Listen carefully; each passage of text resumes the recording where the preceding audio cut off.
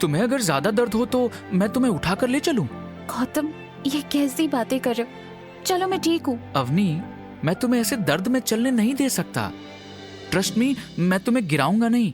अवनी गौतम की आंखों में देखकर मंद मंद मुस्कुराने लगी और तभी गौतम ने अवनी को गोद में उठा लिया। अवनी एक पल के लिए हिचकिचा गई, लेकिन कहीं ना कहीं उसके दिल में खुशी का गुबार भी फूट पड़ा था। गौतम और अवनी दोनों ने ही आज तक एक दूसरे को इतने करीब से महसूस नहीं किया था। देखते ही देखते दोनों कैबिन से बाहर निकल गए। गौतम और अवनी को इतना करीब देखकर ऑफिस में मौजूद सभी लोग आंखें फाड़ फाड़ कर देख रहे थे। एक अजीब सी फुसफुसाहट भी शुरू हो चुकी थी। एक आदमी कहने लगा, देखो तो, लंगूर के हाथ में हूर। सब उसकी बात पे हंसते तो हैं, पर सबके चेहरों पर ईर्ष्या साफ दिखाई दे रही थी।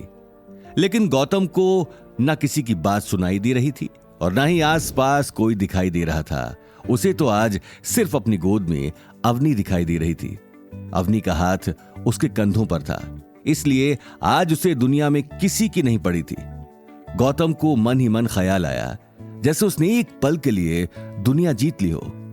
कुछ ही देर में दोनों पार्किंग तक पहुंच गए।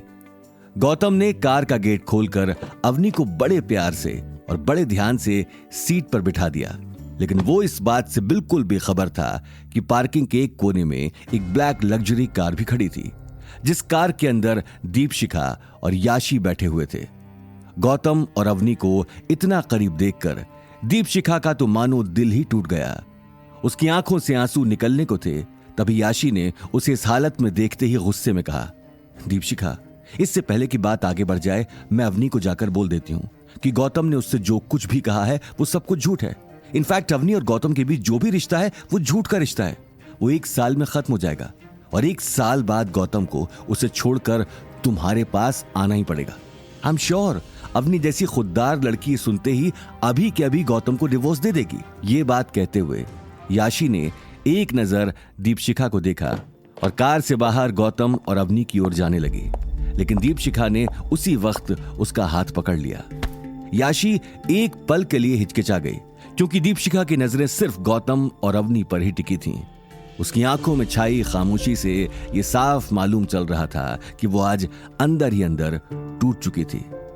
दीपशिखा उन दोनों को तब तक देखती रही जब तक कि गौतम और अवनी की कार उसकी आंखों से ओझल नहीं हो गई। काफी देर दीपशिखा और याशी के बीच एक अजीब सी खामोशी छाई रही।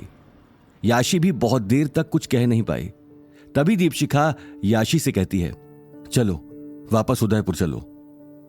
याशी को शॉक देखते हुए दीपशिखा उससे कहती है, आई नो तुम सरप्राइज्ड हो कि मैं ऐसे वापस क्यों जा रही हूं। अवनी को अभी सच बताने से मैं अवनी और गौतम का रिश्ता तो तोड़ सकूंगी, पर मैं अपना रिश्ता गौतम से फिर जोड़ नहीं पाऊंगी।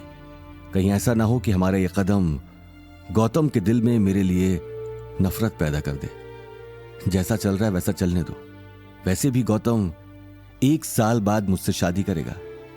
गौतम की जिंदगी में चाहे मैं पहली लड़की ना रहूं, लेकिन मैं उसकी जिंदगी की आखिरी लड़की जरूर बनना चाहती हूं।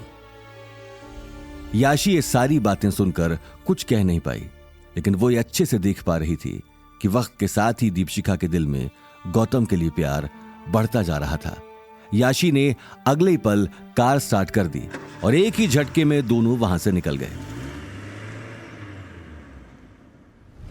वहीं दूसरी तरफ घर आने के बाद गौतम और अवनी दोनों ही डिनर करने के बाद सो चुके थे, लेकिन आज नींद तो दोनों की आंखों से गायब हो चुकी थी। अवनी बेड पर लेटी हुई करवटें बदल रही थी, तो वहीं गौतम फर्श पर लेटे हुए मंद मंद मुस्कुरा रहा था। हालांकि दोनों ही एक दूसरे से बात नहीं कर रहे थे, लेकिन इस खामोशी में मानो बहुत सारी बातें हो रही थी। एक तरफ अवनी उस पल को याद कर रही थी जब गौतम ने अपनी मजबूत बाहों में उसे गोद में उठाया और उसे बड़े प्यार से घर लेकर आया। घर आने के बाद भी उसके पैर की मालिश की, उसे दवाई देकर सुलाया भी। तो वहीं दूसरी तरफ गौतम बार बार चोरी छिपे अवनी को ही देख रहा था और उसी बारे में सोच रहा था। उसकी आंखों के सामने भी बार बार वो तस्वीर आ रही थी जब उसने अवनी को अपनी गोद में उठाया था। वो आज पहली बार अवनी के दिल में कहीं ना कहीं खुद के लिए प्यार महसूस कर पा रहा था। आगे की कहानी जानने के लिए देखिए अगला एपिसोड सिर्फ पॉकेट एफएम के यूट्यूब चैनल पर और रॉयल वारिस के सारे एपिसोड्स को सुनने के लिए डिस्क्रिप्शन में दी लिंक से डाउनलोड करें पॉकेट एफएम ऐप।